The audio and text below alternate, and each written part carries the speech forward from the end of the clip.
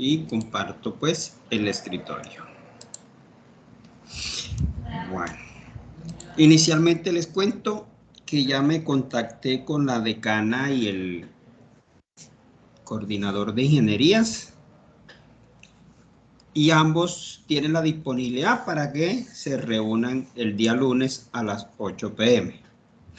Solo la coordinadora de las especializaciones ya tiene unos encuentros sincrónicos programados porque ya te invita a clase, pues, y no va a poder estar. Entonces están evaluando a ver si se presenta entonces la decana y el coordinador de las ingenierías para asistir a la reunión. Entonces ya estaremos concretando y se les estaré compartiendo pues el enlace de la reunión por el correo de la plataforma para que todos puedan asistir. Entonces ya falta es finiquitar ese dato y organizar y que ellos creen la reunión para compartirles el enlace y puedan entonces conversar con la decana y el coordinador de ingeniería.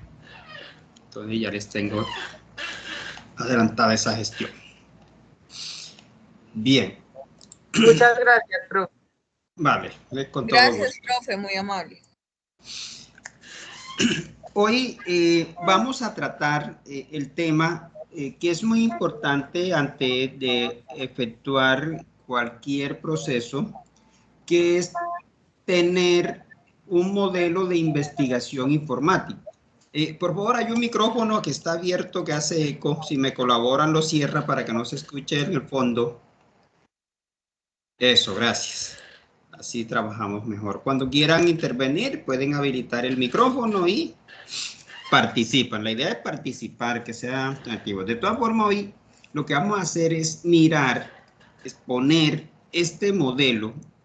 No es el único, pero es un modelo muy bien estructurado que si se sigue paso a paso, pues se puede efectuar un proceso de informática forense bien estructurado.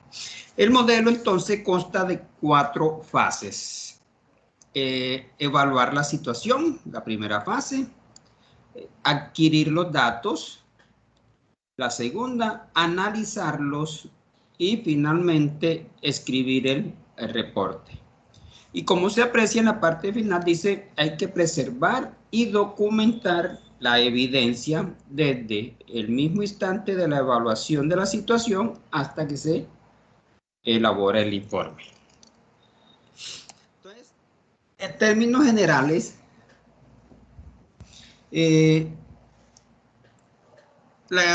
lo que se hace en cada una de las 4 fases es lo siguiente.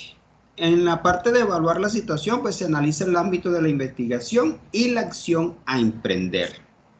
¿Sí? Porque todos los casos son distintos, entonces hay que llegar allá a mirar la situación para poder establecer cómo ese plan de acción a seguir. Luego, pues, se viene la parte de obtener los datos donde se toca reunir, proteger y conservar la evidencia digital. En la parte de análisis de los datos, pues hay que examinar y establecer una correlación entre la evidencia digital y los eventos de interés que ayudarán a crear el caso. Entonces aquí es donde ya empezamos ese análisis para determinar qué pasó, cuándo, quién, cómo, etcétera. Y finalmente, pues, es informar acerca de la investigación, que ya es reunir y organizar la información recopilada y escribir el informe final con el dictamen, pues, y las conclusiones a las que se llegaron. Eso como en términos generales de lo que se hace en las 4 fases. Entonces, vamos a conocer lo que se debe hacer en cada fase. Y hay un aspecto muy importante que dice aquí: ¿debería estar involucrada la ley? Si la respuesta es sí, entonces se debe terminar con la investigación interna, es decir, no se hace una investigación interna en la organización. Una investigación interna la puede ser un equipo que la organización tenga estructurado, se puede contratar personal externo para que se haga una investigación. Eso es una investigación interna donde no interviene la ley. Puede ser por personas vinculadas a la organización que tengan las capacidades y conocimientos para llevar a cabo el proceso, o se contrata personal externo.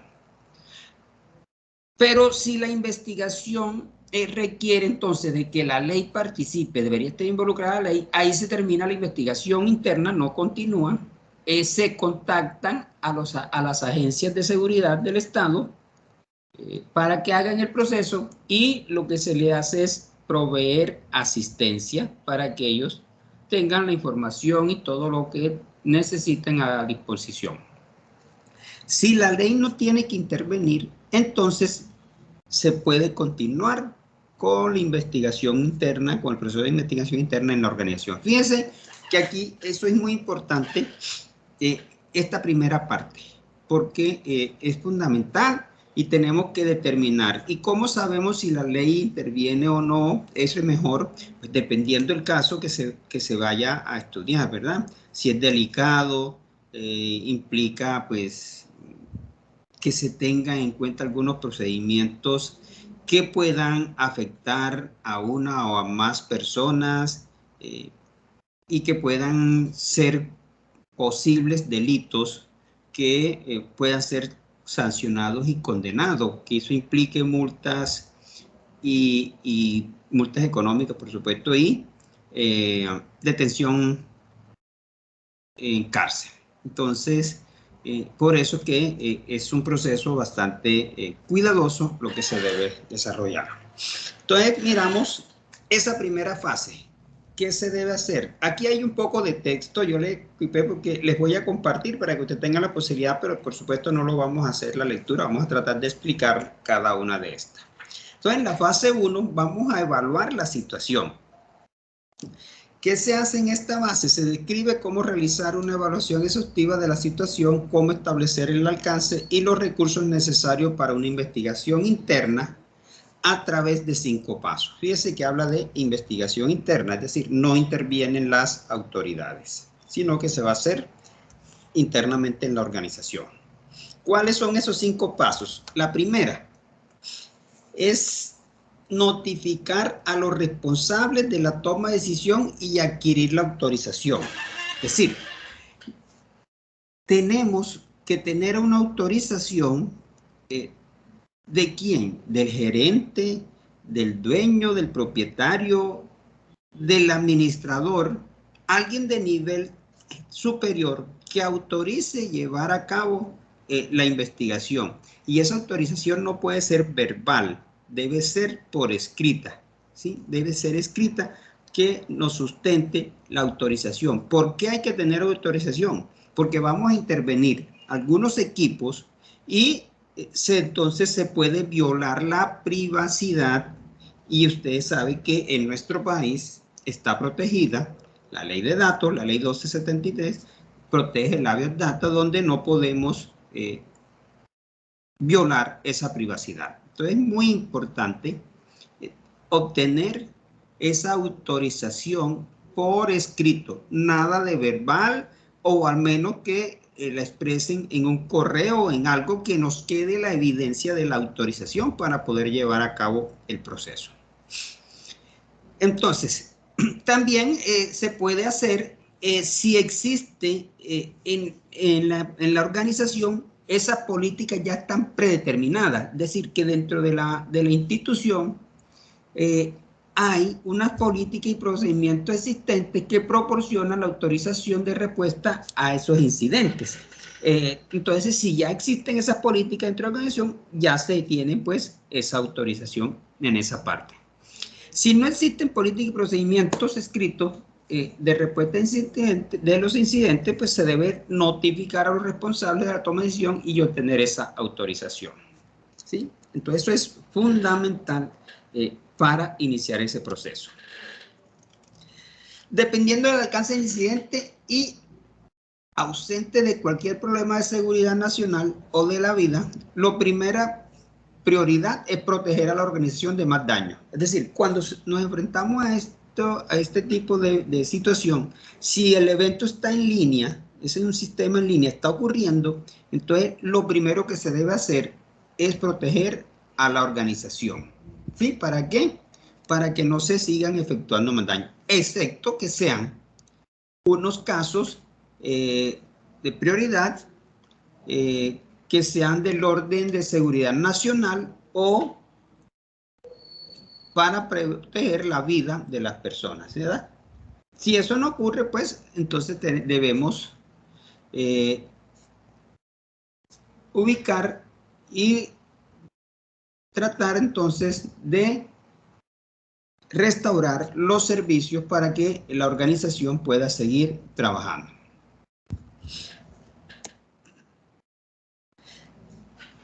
Lo segundo que debemos hacer es revisar las políticas y las leyes. Cada país tiene sus propias políticas y leyes o normas. Debemos revisarlas, debemos conocerlas para no violar esa normatividad existente.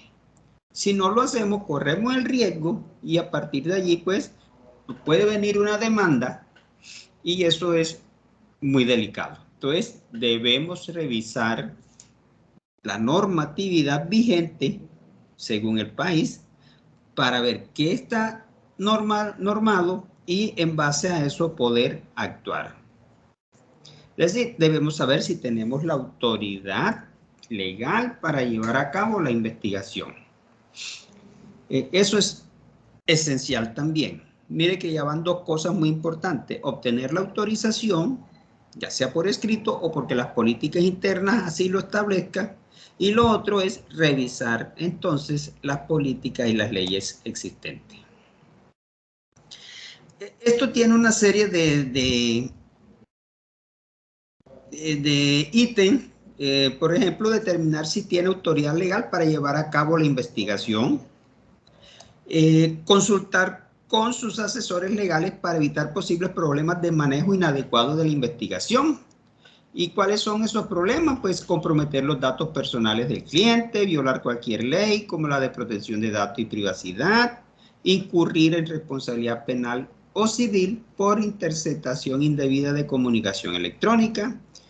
Recuerden que en una investigación forense, si está implicada la parte de la red, pues hay que tomar tramas, fragmentos de comunicación y ahí se están interviniendo en la parte de las comunicaciones. Visualización de información confidencial o privilegiada. Entonces tenemos que mirar que hay que asegurarse de que se aborden los siguientes problemas de privacidad, confidencialidad del cliente. ¿Cuáles son? Todos los datos deben transferirse de forma segura, almacenarse en equipos locales y no deben ser fácilmente accesibles. Entonces, cuando se hace ya la recopilación de la información, de las evidencias, eso que se recopile, esa información debe almacenarse en equipos locales, nunca en equipos con acceso a la red porque están expuestos y eso debe ser trasladado, por supuesto, a un lugar seguro. Todos los datos deben mantenerse durante el periodo especificado por los asesores legales o las políticas locales después de que se cierre la investigación informática. Fíjense entonces, si no conocemos esto, se cierra el caso y se borra, se daña, se botan, se descartan las evidencias y no se debe hacer. Debemos permanecer con ellas según lo establezca la ley y la normatividad. Así como existe, por ejemplo, la ley de archivos, que hay que conservar los archivos 5 años, dependiendo hasta 10, según la importancia del archivo. Lo mismo pasa con las evidencias. De acuerdo a lo que establezca la ley, hay que mantenerlas. Y mantenerlas, pues, de una manera segura. Se deben mantener copias digitales de pruebas, impresiones de pruebas y la cadena de custodia de todas las pruebas en caso de acciones legales. Cuando se lleva a cabo la investigación interna, quizás el afectado no esté de acuerdo o asuma alguna actitud y pueda acudir a acciones legales, a demandas, digamos que porque se le violaron el debido proceso, porque se le violó la privacidad, etcétera. Entonces se deben mantener todas esas copias digitales, impresiones y pruebas, aplicando, por supuesto, la cadena de custodia. Porque puede que después que se define el caso, se presente una demanda. Entonces, la única defensa que tenemos es demostrar con las evidencias los resultados que obtuvimos y que esas evidencias, por supuesto, apliquen todo el proceso de cadena de custodia. El tercer paso, entonces, es identificar a los miembros del equipo de investigación. Fíjese, normalmente no es una persona, es un equipo. ¿Y por qué es un equipo? Porque es muy difícil que una persona sea experto, por ejemplo, en sistemas operativos, en bases de datos, en redes, en distintas aplicaciones, etc. Entonces, casi que muy imposible que una persona maneje todos estos frentes. Por eso, normalmente es un equipo el que trabaja. Identificar entonces los miembros del equipo de investigación. Dentro de esto, pues se debe determinar quién debe responder a un incidente. Es importante llevar a cabo una investigación informática interna exitosa. Entonces, algunas de las consideraciones que debemos tener en cuenta es identificar a una persona que entiende cómo llevar a cabo una investigación. Sí, mire que aquí entonces hay que nombrar como al director del proyecto, de la investigación. ¿Quién va a ser esa cabeza visible que va a conducir la investigación? Identificar a los miembros del equipo y aclarar la responsabilidad de cada miembro. Es decir, entonces hay que darle a cada miembro cuál va a ser su responsabilidad, cuál es el papel que va a desempeñar dentro del proceso de investigación. Asignar un miembro como líder técnico para la investigación. Eso era lo que yo decía al principio. Ese líder técnico es la persona que va a responder, es la cabeza visible y es la que va a orientar, a conducir el proceso de investigación. Escuché como abrir un micrófono, ¿alguien iba a participar? Yo, profe, qué pena interrumpirlo, quería hacerle una pregunta. El director debe tener algún tipo de perfil o puede ser cualquier persona del equipo. O sea, estamos en un equipo, somos 5 personas, pero tenemos diferentes perfiles profesionales, entonces puede ser cualquiera, igual que el líder técnico, o debe tener algunos requisitos. Puede ser cualquiera siempre y cuando conozca bien el proceso que se debe llevar a cabo. Es decir, tenga claridad sobre lo que se va a hacer, que pueda guiar, orientar el proceso. Cualquiera del equipo puede ser siempre y cuando tenga los conocimientos técnicos y conozca el proceso que se va a llevar a cabo.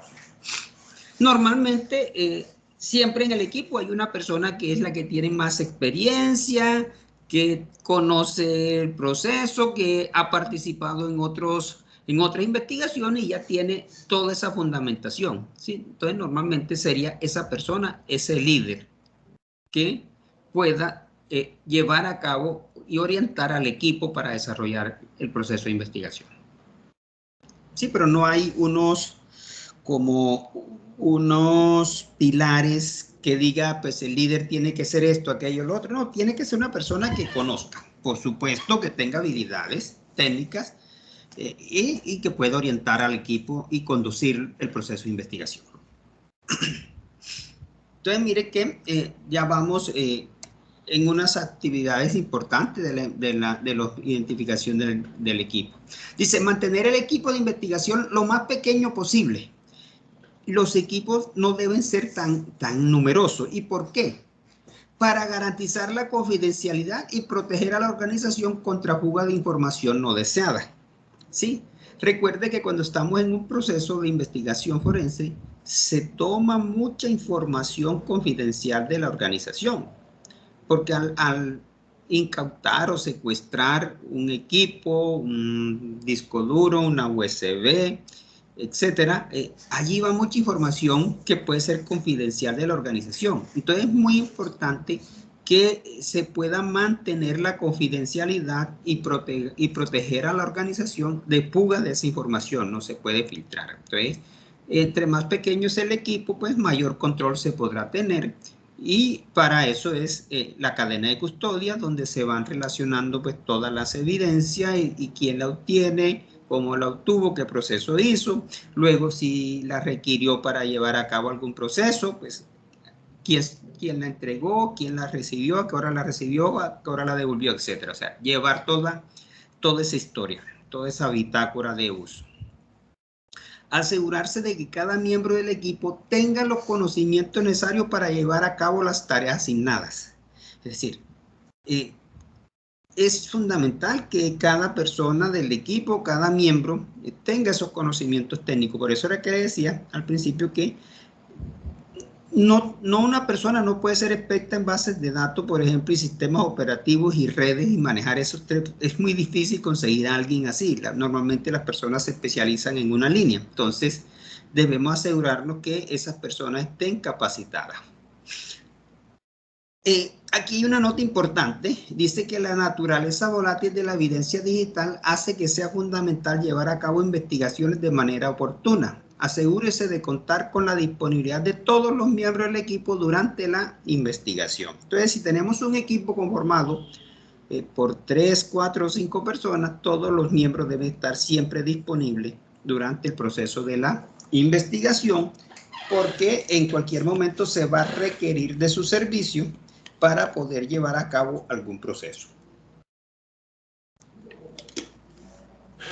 Bien.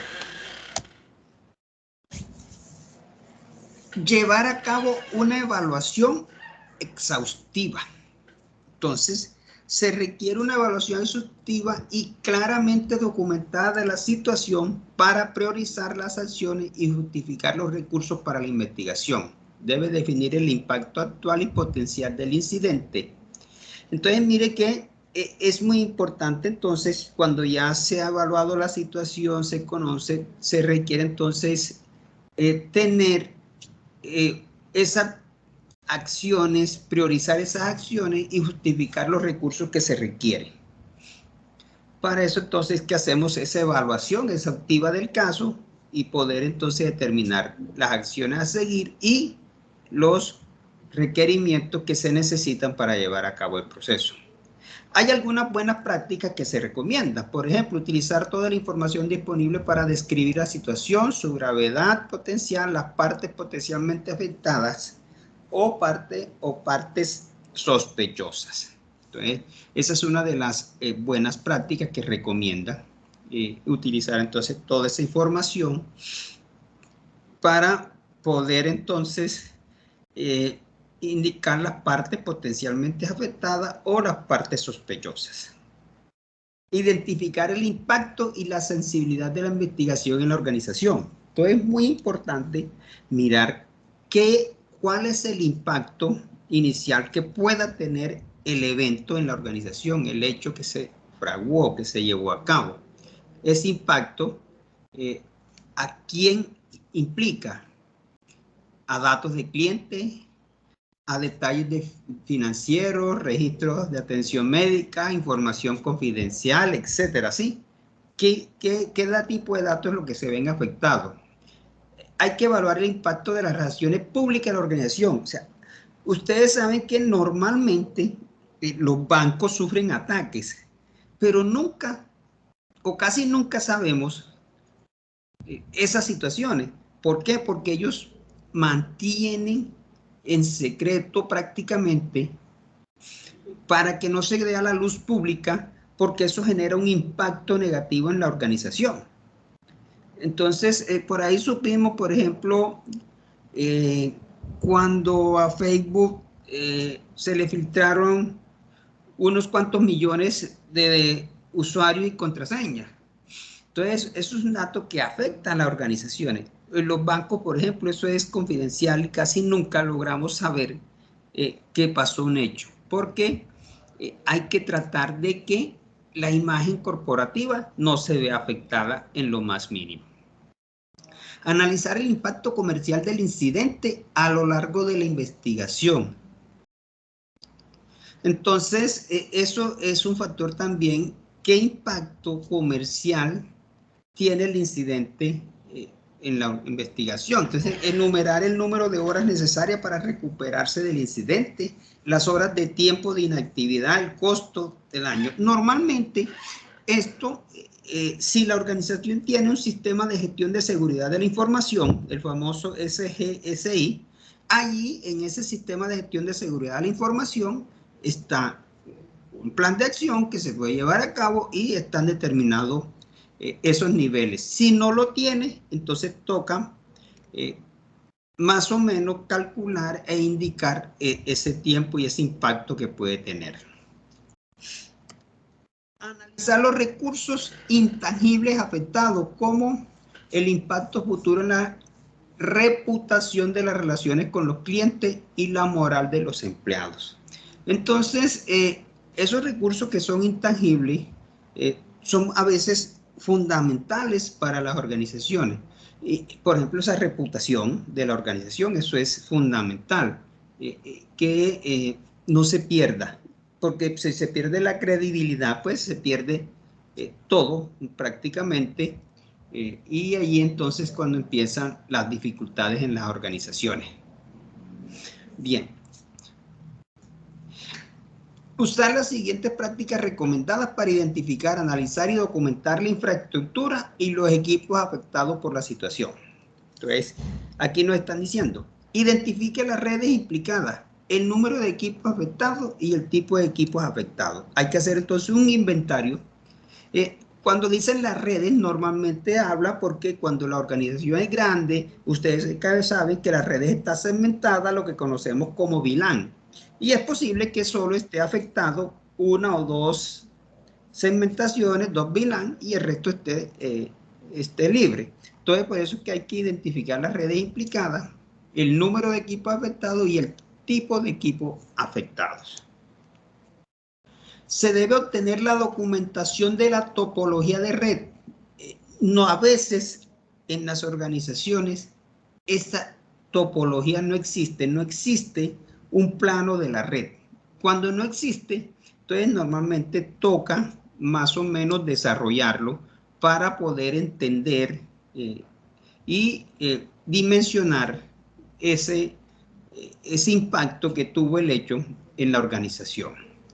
Entonces, ese diagrama de red detallado que proporciona información de infraestructura sobre servidores, hardware de red, firewall, conexiones a internet y otros equipos de la red. Debemos identificar los dispositivos de almacenamiento externos y los remotos que se deben incluir.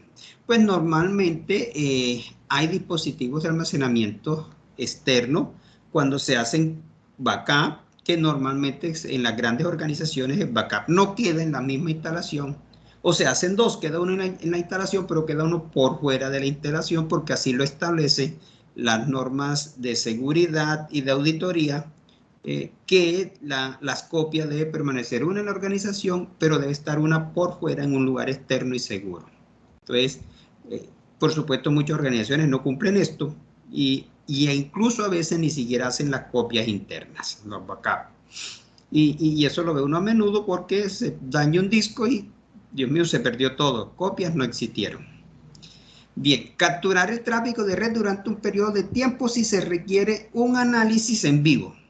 Es decir, cuando capturamos el tráfico de red, cuando el evento está sucediendo en línea, ¿sí?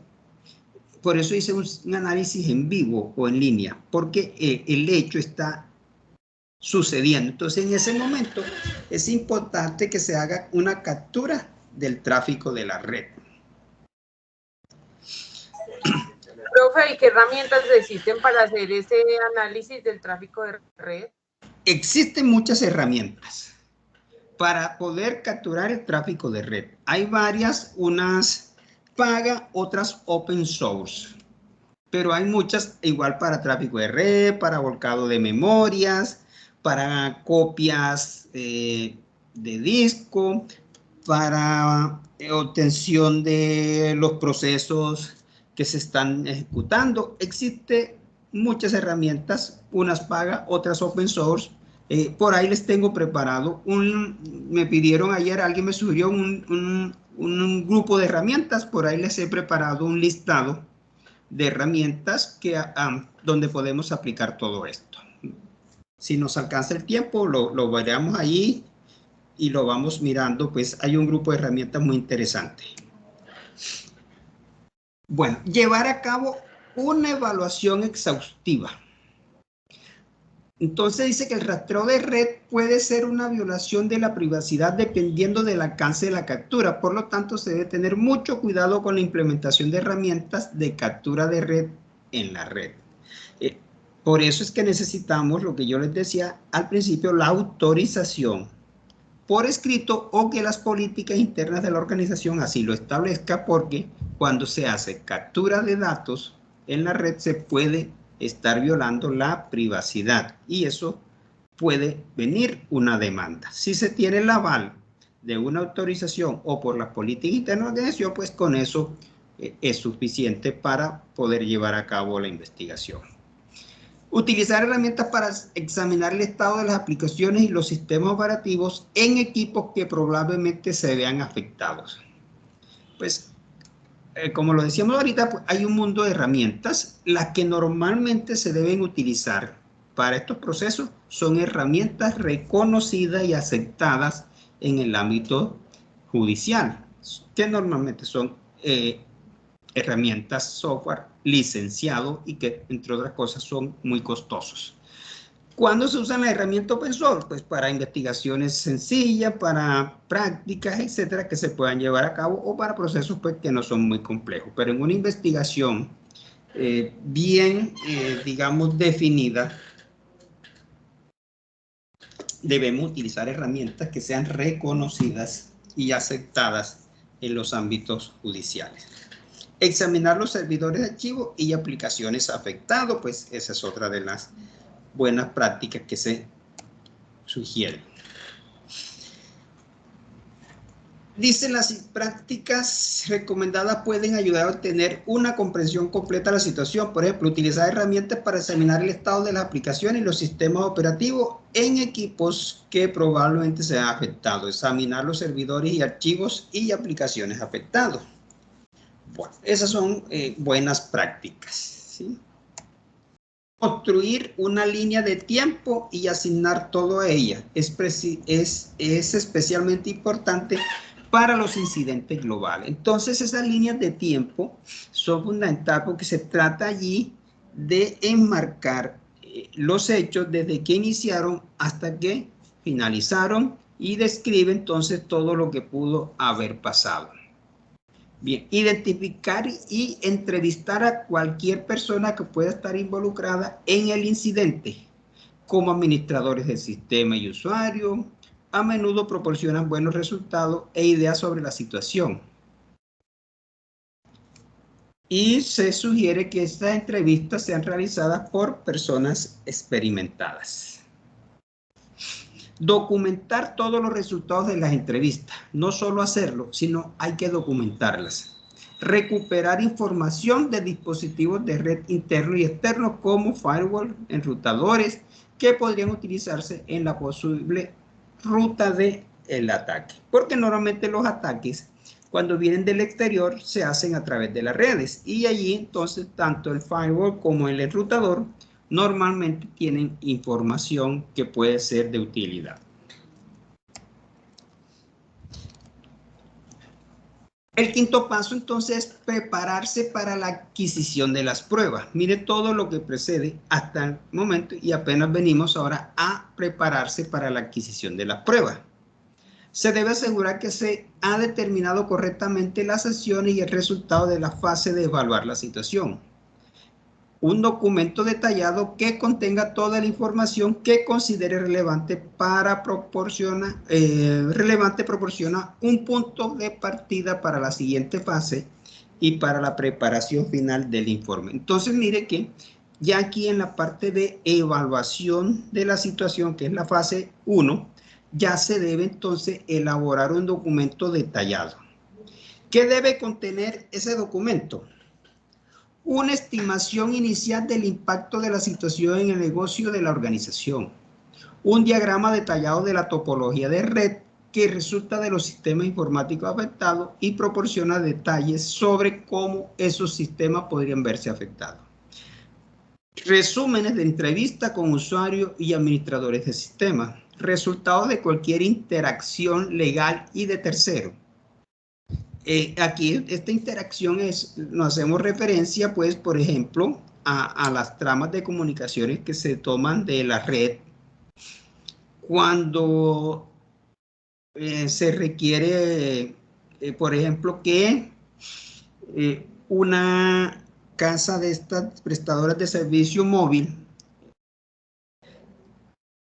puedan presentar o entregar un resumen o unas constancias de tiempos de llamada, etcétera, pero ya aquí para esta parte se requiere una autorización legal para poderla presentar y que ellos nos entreguen esa información. Informe y registros generados por las herramientas utilizadas durante la fase de evaluación. Entonces, por cada herramienta, pues hay que escribir, hay que detallar lo que se obtuvo. Una propuesta del curso de acción a seguir. Entonces, con eso termina entonces la fase 1, que es la evaluación de la situación. Bien, aquí es importante crear documentación coherente, etcétera. Y pasamos a la fase 2. Luego, entonces, que ya se ha hecho esa evaluación exhaustiva, se viene a la fase 2, a donde se vienen a adquirir ya los datos. En este momento, entonces, ya se ha podido determinar qué equipos son los afectados y en ese momento se empieza a adquirir los datos. Entonces, si se explica cómo adquirir los datos necesarios para la investigación. Algunos datos son frágiles, altamente volátiles y pueden modificarse o dañarse fácilmente. Por lo tanto, debe asegurarse de que los datos se recopilen y conserven correctamente antes del análisis. Utilice el proceso de 3 pasos que se muestran en la siguiente figura y que vamos a ver a continuación. ¿Cuál es el primero? Hay que construir un kit de herramientas de investigación forense. ¿Sí? Entonces, aquí es muy importante, normalmente estas herramientas ya están, digamos, establecidas cuando la organización tiene un equipo de trabajo interno que está orientado a consultar, a investigar cualquier hecho que se dé en la organización. Entonces se necesita colección de herramientas de hardware y de software para adquirir los datos durante una investigación. ¿Qué tipo de herramienta? Por ejemplo, tanto en hardware como en software vamos a necesitar herramientas que bloqueen el proceso de escritura. ¿Para qué? Para no modificar los datos. Porque con solo entrar y abrir un archivo, automáticamente cambia la fecha y si la fecha cambia, pues ya pierde validez. Entonces se necesita ese tipo de herramientas que se llaman contraescritura. Entonces, ¿qué más se requiere? Un kit podría contener, por ejemplo, un portátil con herramientas de software y sistemas operativos, parches adecuados, medios de aplicación, dispositivos de copia de seguridad protegidos contra escritura, medios en blanco para hacer las copias, equipos de red básicos y cables. Idealmente este conjunto de herramientas se creará de antemano y los miembros del equipo estarán familiarizados con las herramientas antes de tener que llevar a cabo una investigación. Entonces fíjense que ya ese equipo que va a trabajar ya y este kit de herramientas previamente ya debe estar establecido. Si existe en la organización personas o equipos que vayan a desarrollar este tipo de investigación. Si no existe, pues toca contratar personal externo que ya llevarán sus equipos y estarán pues con toda la posibilidad de llevar a cabo la investigación según se requiera. Pero si en la organización existe, ya se debe tener previamente concebido estos equipos. Entonces, luego de determinar el equipo, las herramientas, construir ese kit de herramientas, pasamos a la recopilar los datos, o sea, la recolección de los datos. Se pueden realizar localmente o a través de la red. ¿Cuándo se hace localmente? Cuando el equipo, pues, no está en funcionamiento, cuando, por ejemplo, no es un servidor, porque si es un servidor, no lo podemos hacer de forma local, porque si se hace local, pues, pararíamos todo el procesamiento de datos de la organización y eso no sería posible hacer. Pero cuando es un equipo de estación de trabajo que no afecta el desarrollo de la organización, entonces se sugiere que se haga local. Lo preferible es local, pero si no es posible porque es un servidor y está en funcionamiento, entonces hay que hacerlo en modo de red. Pero tomando las precauciones y prevenciones necesarias para que no se afecte a la información. ¿Qué es importante primero? Determinar si hay un rootkit. Esos son componentes de software que toman el control completo de un computador y ocultan su existencia de las herramientas de diagnóstico estándar debido a que funcionan a un nivel de hardware muy bajo. Entonces, hay una herramienta que maneja Microsoft que se puede utilizar y es la herramienta de Sys Internal Rootkit Revelator.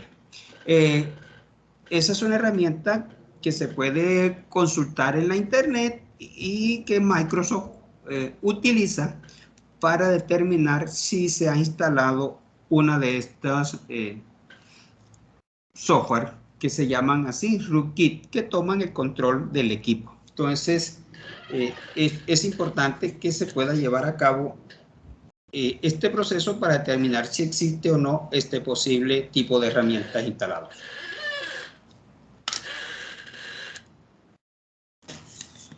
Recopilar los datos. Entonces, se debe crear documentación precisa que luego permita identificar y autenticar la evidencia que se recopile. Se debe anotar cualquier elemento de interés potencial y registre cualquier actividad que pueda ser importante más adelante en la investigación. ¿Qué debe incluir? ¿Quién realizó la acción y por qué lo hizo? ¿Qué intentaba lograr? ¿Cómo realizaron la acción? Incluidas las herramientas que utilizaron y los procedimientos que se siguieron. ¿Cuándo realizaron la acción? Fecha y hora y los resultados obtenidos. Entonces, fíjense que todo esto hay que documentarlo. ¿Sí? Eso es cadena de custodia. Se está informando, se está escribiendo y se está llevando a cabo todo un procedimiento que se está dejando en evidencia de lo que se realizó. ¿Y eso por qué se hace? Porque si luego la contraparte contrata su perito informático aparte y hace el mismo procedimiento, debería llegar al mismo resultado, ¿sí? Sin que se afecte, por supuesto, la evidencia. Por eso es que hay que documentar toda esa parte. Determinar qué métodos de investigación utilizar. Normalmente se utiliza una combinación de investigación sin conexión y en línea. Lo que él decía, en conexión es cuando es un servidor que está trabajando y necesariamente pues debe seguir cumpliendo su función, entonces toca hacerlo en línea. Y sin conexión es cuando es una estación de trabajo que normalmente la podemos acceder de forma directa y que no afecta el normal funcionamiento de la organización. Identificar y documentar posibles fuentes de datos, como ¿quiénes? Servidores, registro de dispositivos de red internos y externos. Estos son fuentes de datos. Componentes de hardware internos como adaptadores de red, puertos externos como firewall, USB, etc. Dispositivos de almacenamiento que deban adquirirse, tanto internos como externos. Ahí van incluidos los discos duros, los dispositivos de almacenamiento en red y medios extraíbles, dispositivos móviles, portátiles, etc. Entonces, esos son todos los medios posibles. Cuando se deba capturar datos volátiles, considerar cuidadosamente el orden en que se recopilan los datos. La evidencia volátil puede ser fácilmente destruida. Eso es cuando se requiere entonces, por ejemplo, hacer un volcado de memoria. Ahí, entonces, hay que ser muy cuidadoso para no modificar y alterar la información. Recuerde que esta información volátil que está, por ejemplo, en la memoria, si se apaga o se reinicia el equipo, se pierde totalmente y ya no podemos tener acceso a ella. Entonces, es fundamental hacer esa captura de esos datos volátiles que existen en un determinado momento. Aquí se sugiere utilizar los siguientes métodos para recopilar datos mediante almacenamiento y retraer información. Si se necesita quitar cualquier dispositivo de almacenamiento interno, apague primero el PC. Sin embargo, antes de apagar el equipo, debe comprobar que todos los datos volátiles se han capturado siempre que sea posible. ¿Sí? Entonces, si vamos a obtener la información de un disco duro de un equipo, antes de apagarlo, hay que hacer la captura de todos esos datos volátiles. Luego sí se puede proceder a apagar. ¿Y cómo se garantiza la integridad de esos datos? Normalmente cuando se hace un hash, o sea, se elabora un código hash, ese código hash va a garantizar que si más adelante se vuelve a generar, debe ser exactamente el mismo, y eso indica que la evidencia no ha sido alterada ni modificada. Determinar si se extrae dispositivo de almacenamiento del equipo sospechoso y utilizar su propio sistema para adquirir los datos. Es lo ideal, pues nunca se hace los datos en el mismo dispositivo, lo que se hace, en el mismo equipo, perdón, que se ve afectado. Normalmente se retira el disco y se hace desde otro dispositivo para tener la seguridad de que la información no va a ser alterada ni modificada. Se debe crear una copia bit a bit de la evidencia en un destino de copia de seguridad. Para hacer este tipo de copia existen muchas herramientas. Por ejemplo, InCase es una de las herramientas que son aceptadas a nivel nacional e internacional en los procesos, pero es licenciada. Está el FTK de Access Data. Hay una versión open source que se puede utilizar.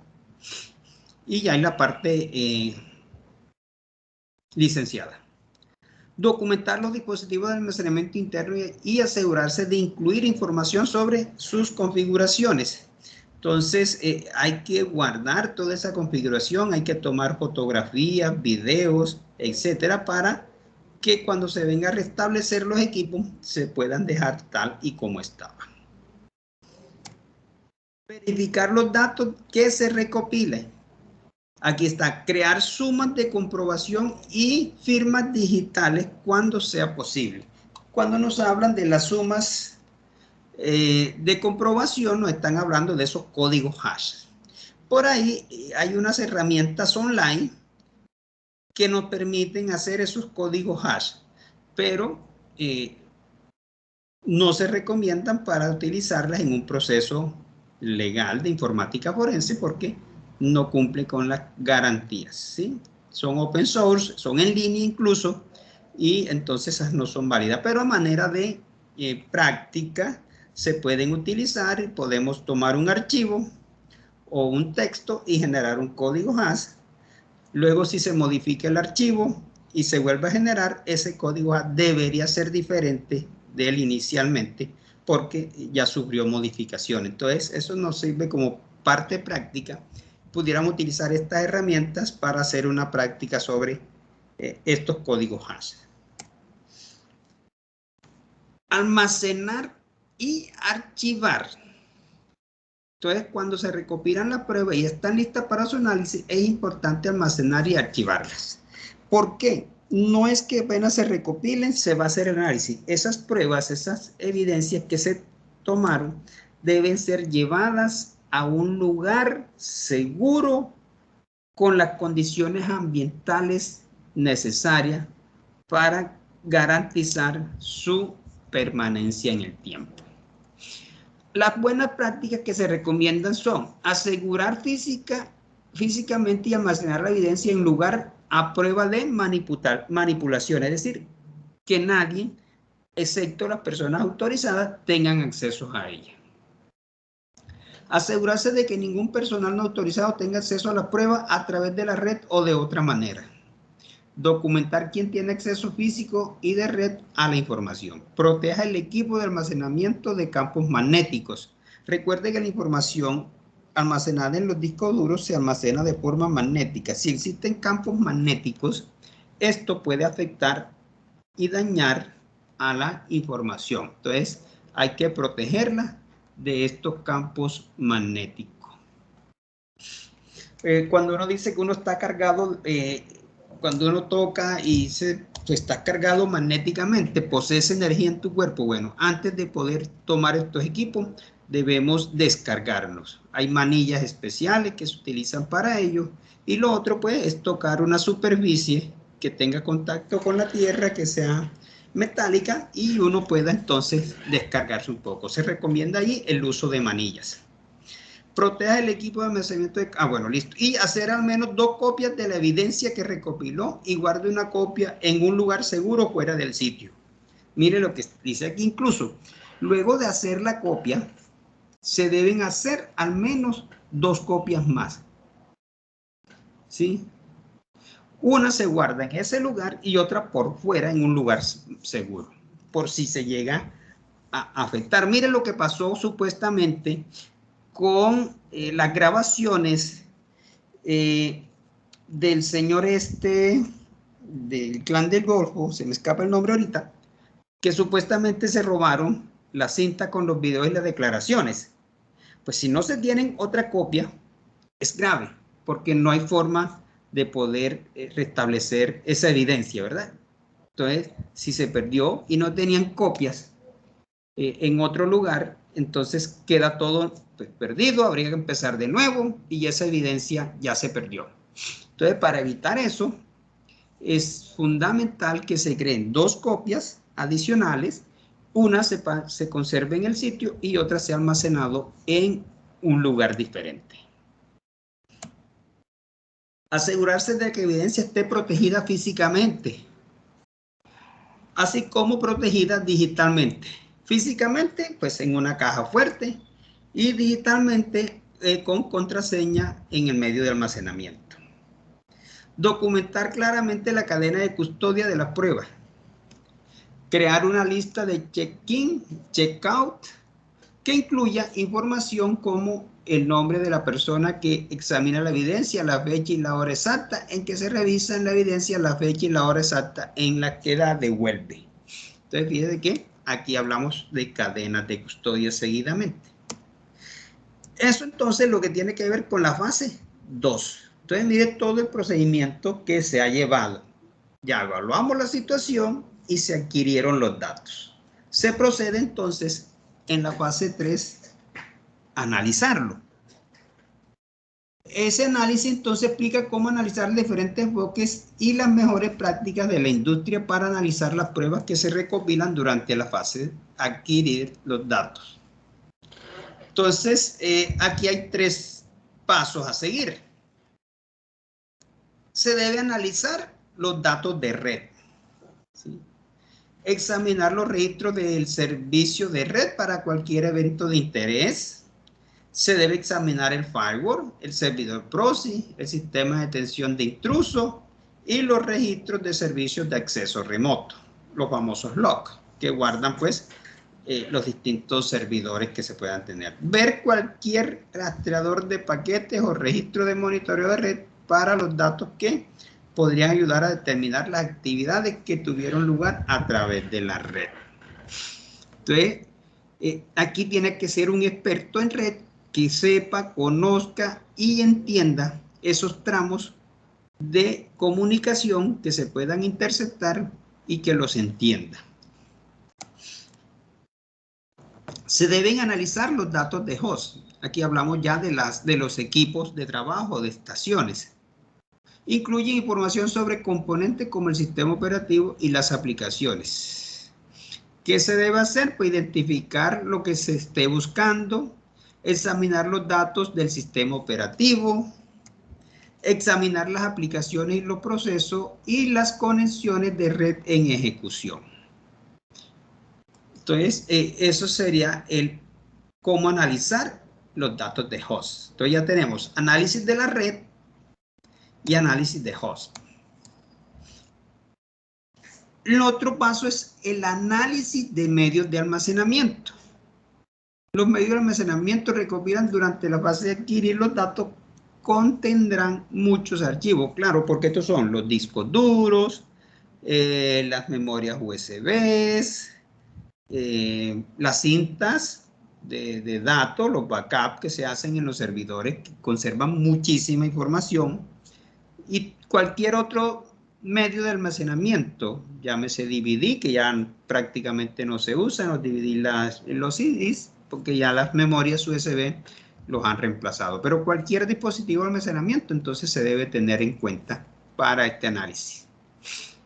Entonces, siempre que sea posible, realice el análisis sin conexión en una copia bit a bit de la evidencia original. Para esta copia bit a bit existen herramientas que hacen ese proceso. Determinar si se utilizó el cifrado de datos como el sistema de cifrado de archivos.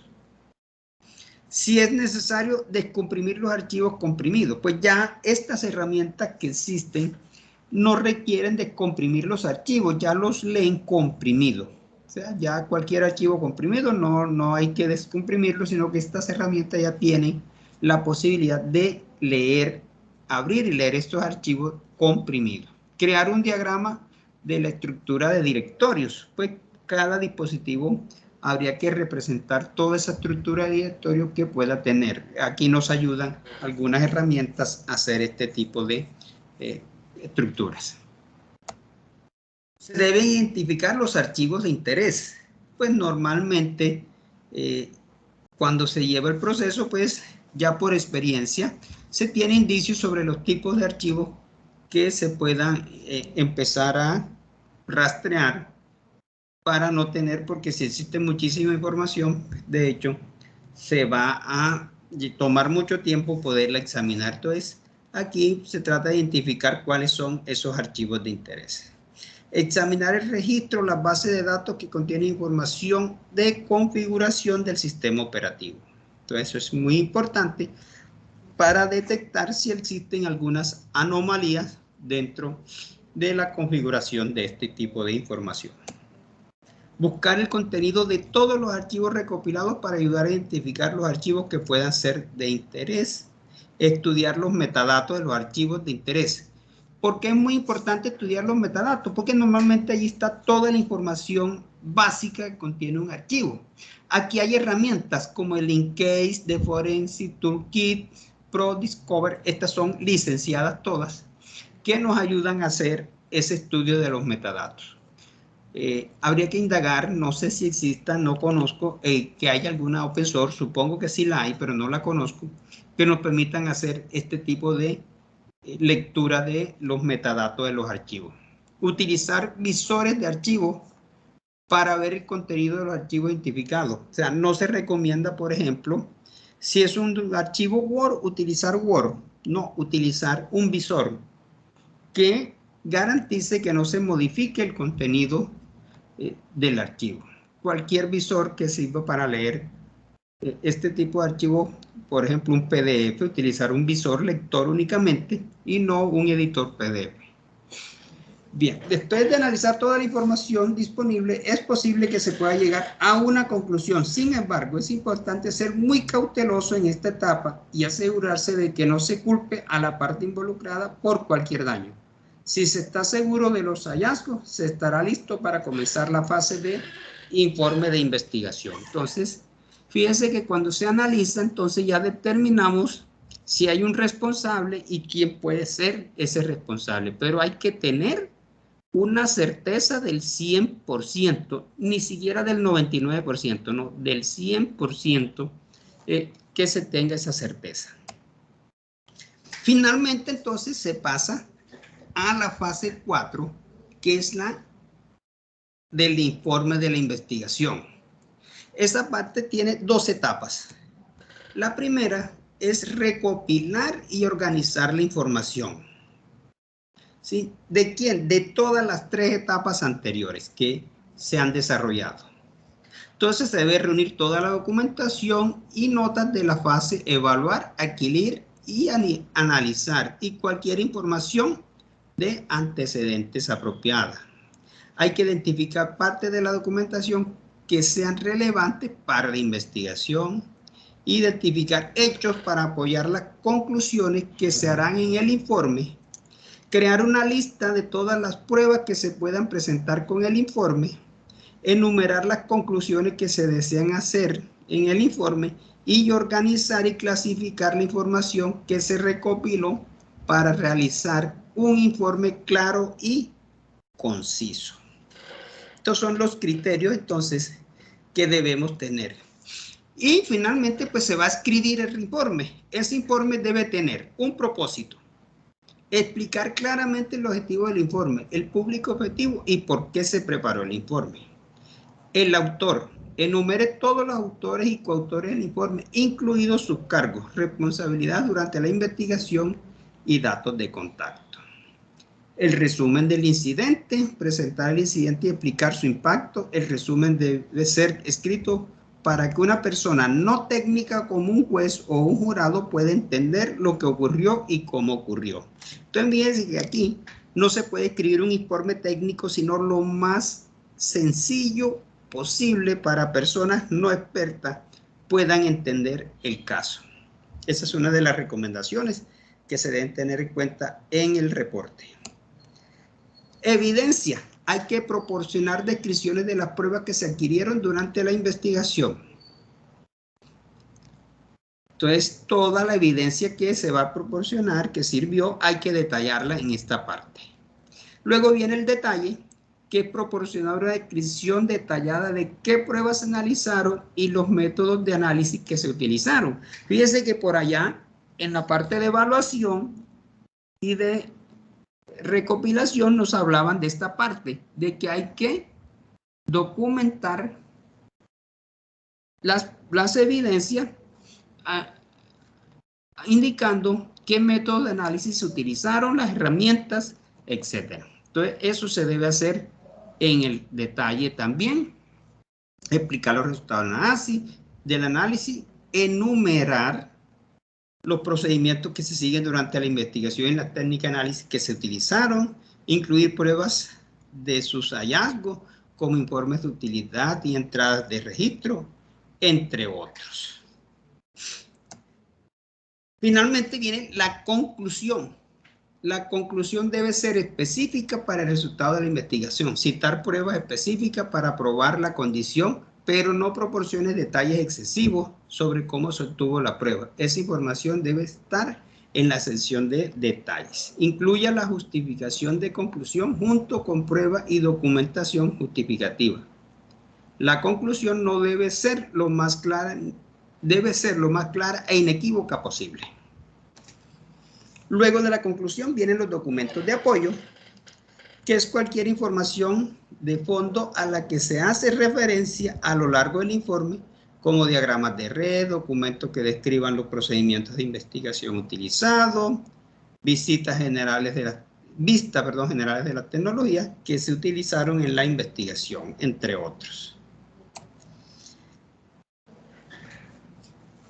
Entonces, si es probable que el informe se presente a un público variado, considere la posibilidad de crear un glosario de términos utilizados en el informe.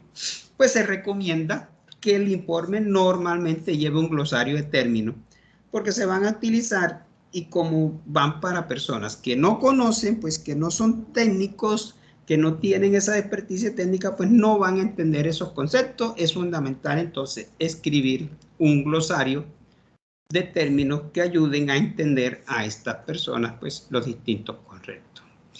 Allí entonces termina la metodología. Fíjense que es una metodología interesante porque va a guiarnos paso a paso en un proceso real que se lleve un proceso de investigación forense.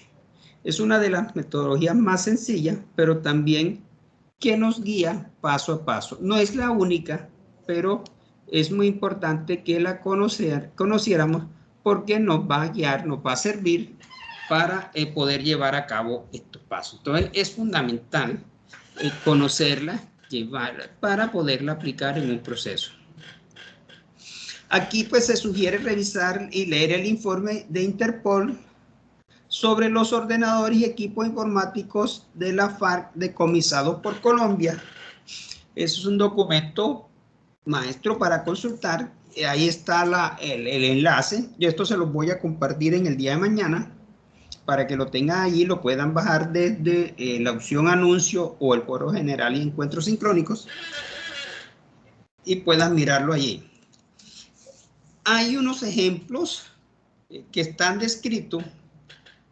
Para ello pues se deben remitir al capítulo 5 y ahí les dejo el enlace. Hay algunas herramientas que están allí descritas. Para conocer alguna herramienta recomendada para una investigación interna basada en Windows, remítese a esa dirección. Hay otras herramientas, aquí hay una en ese enlace a partir de la diapositiva 14. Estas tres que están aquí, Inkai, Forenskit y Wenhead, son licenciadas. Ahí están los enlaces si quieren abordar sobre ellas. Y aquí hay una para análisis forense móvil. Y está una interesante, estas todas son open source de nearsoft.net.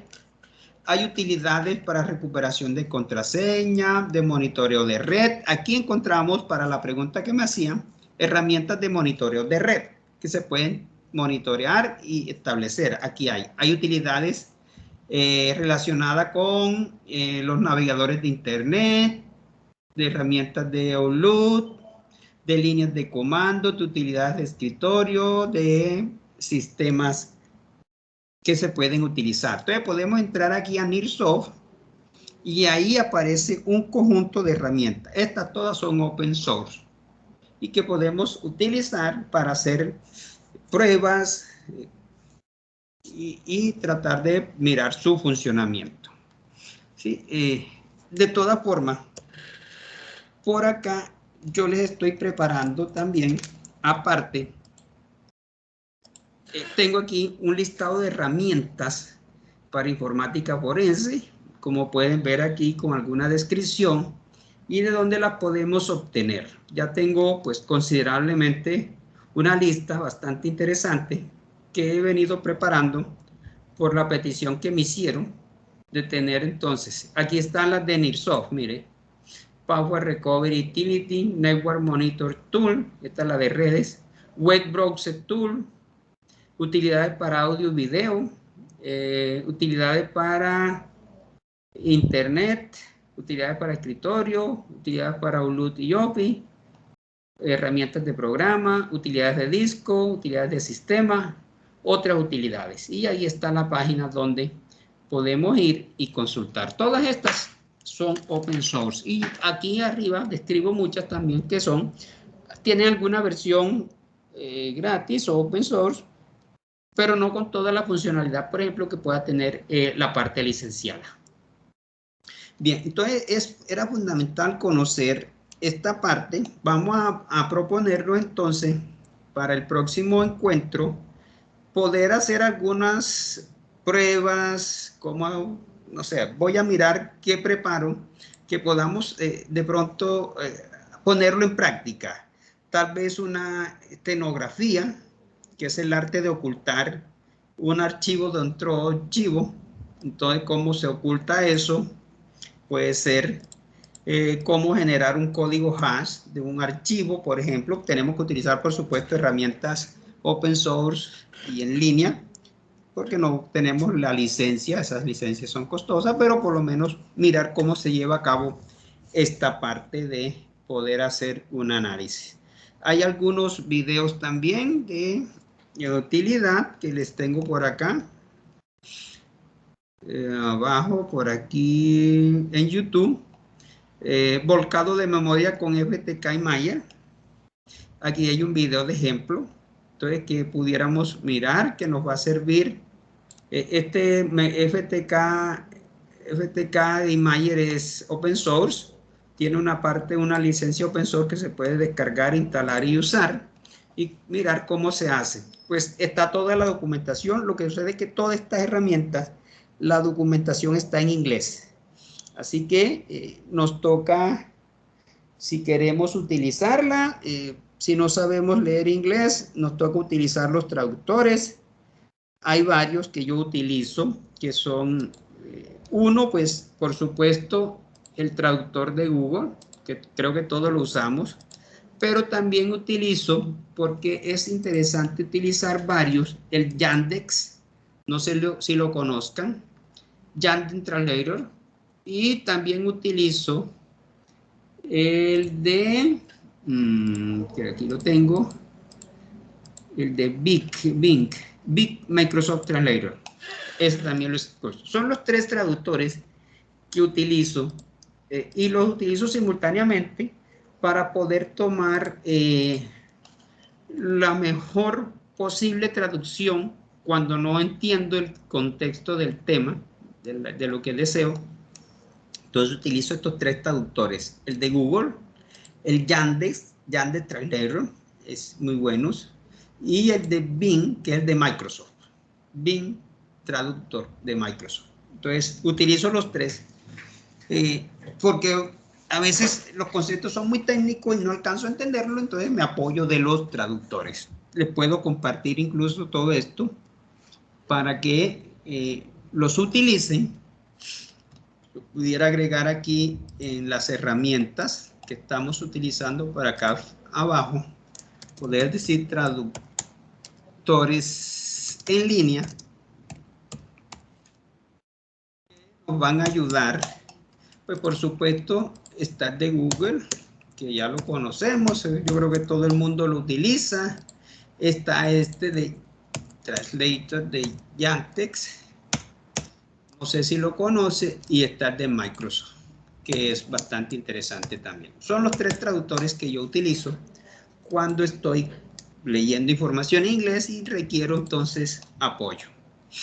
Bueno, esta parte entonces fue muy teórica porque era necesario conversar para tener un acercamiento sobre las metodologías de un proceso de análisis forense. No es la única, repito, hay más, pero esta una que me parece muy interesante porque describe el paso a paso que se debe seguir en el proceso. Esta diapositiva yo se las estaré compartiendo mañana para que ustedes la descarguen, la lean. Tiene mucha lectura, de hecho la hice así, con bastante lectura para que puedan leerla a posteriori y les sirva allí como material de consulta. Pues pregunta, inquietudes, dudas. Profe, ¿no me puede recomendar de pronto alguna con un mapita de procesos? Es importante toda la información que nos está dando, pero si me puede recomendar algún mapa de procesos del tema, le agradezco. Pues un mapa de proceso a la mano así, no tengo. Pues más bien aquí digamos que lo que representa el modelo que está representado en estas gráficas, aquí están las 4 fases y describen los pasos a seguir. Y cada una de las fases, pues, está la gráfica. ¿Sí? Aquí está, evaluar la situación y describe los 5 pasos que debe seguir, que sea como resumido. Pero no tengo un mapa de procesos así concreto que lo tenga, no. Aquí está la fase 2, por ejemplo, que es adquirir los datos y están los 3 pasos que se deben seguir. No sé si esto, pues, en resumen, te pueda servir un poco. Analizar los datos y están los 3 datos que son el análisis de los datos de red, análisis de los datos de hub y análisis de los medios de almacenamiento. Y finalmente está la parte del reporte que solo tiene 2. Es organizar, obtener y organizar la información y finalmente escribir el reporte. Es como lo más sintetizado que te puedo, de momento así, porque no tengo un mapa de procesos, no existe algo resumido, o por lo menos no que yo conozca. De hecho, tengo por allí el enlace de la metodología en inglés, que es toda la parte que vimos, pero que está escrita 100% en inglés. Entonces, y está así muy teórica y más documentada, por supuesto. Aquí esto es un resumen, lo que yo he hecho, más sin embargo, pues es bastante extensa. ¿Algo más?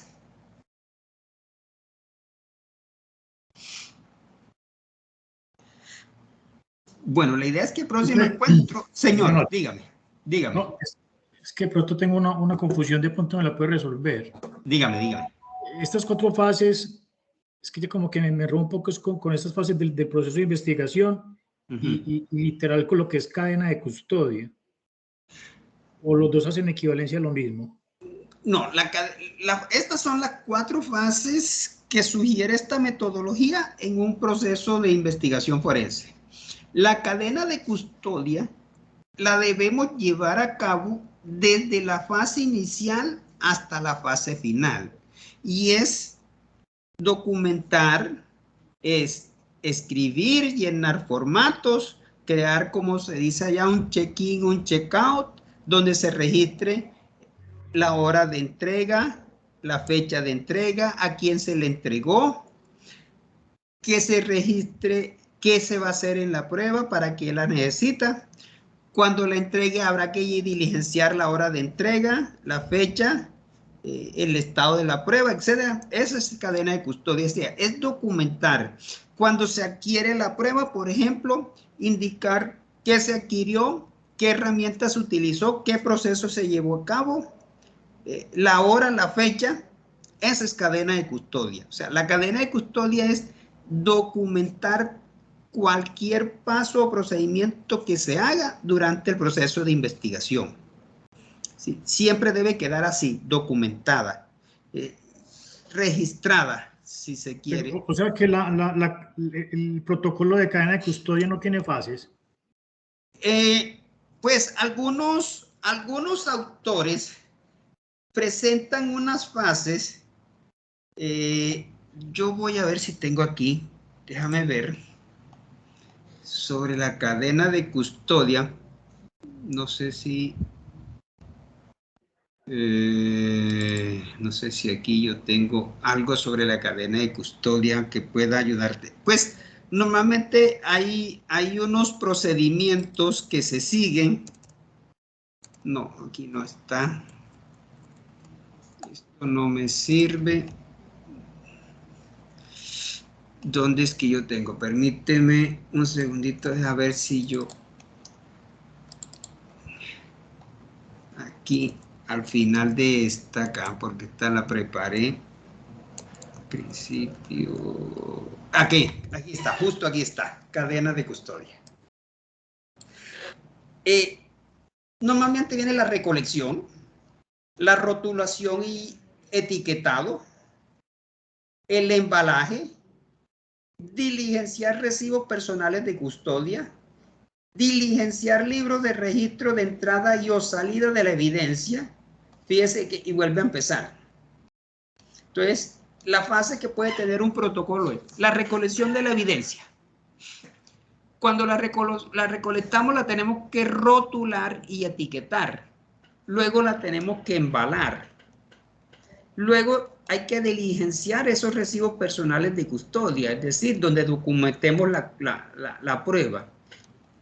Y hay que diligenciar libros de registro de entrada y salida cuando ya se va a hacer el análisis de dicha evidencia, pues a quién se le entrega, con qué propósito, la hora, la fecha exacta, etc. Y cuando la devuelva hay que hacer lo mismo. Entonces, este puede ser un esquema de lo que es la cadena, el protocolo de cadena de custodia.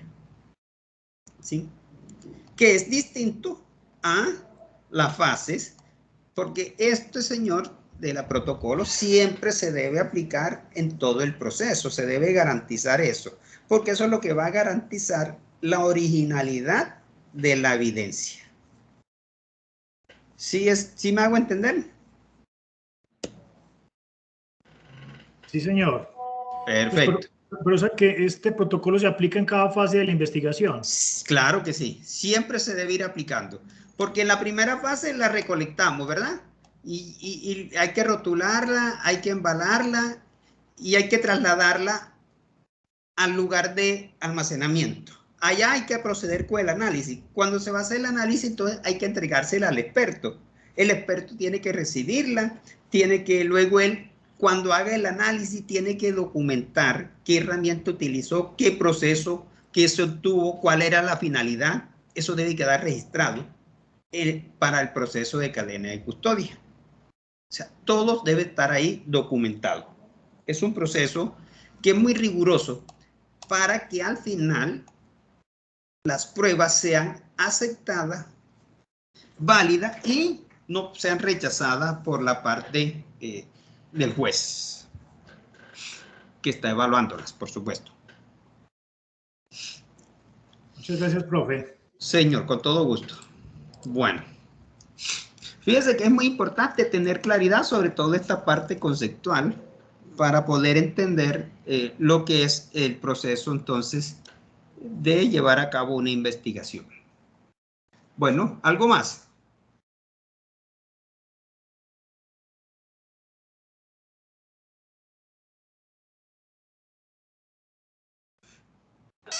Por mi parte no, profe, gracias. Bueno, chicos, tenemos ya una horita casi media, listo, vale, dejemos allí. Yo estaré contactando nuevamente a la decana y al director de programa para que me compartan el enlace y a vuelta de correo por la plataforma, yo se los estaré compartiendo a todos.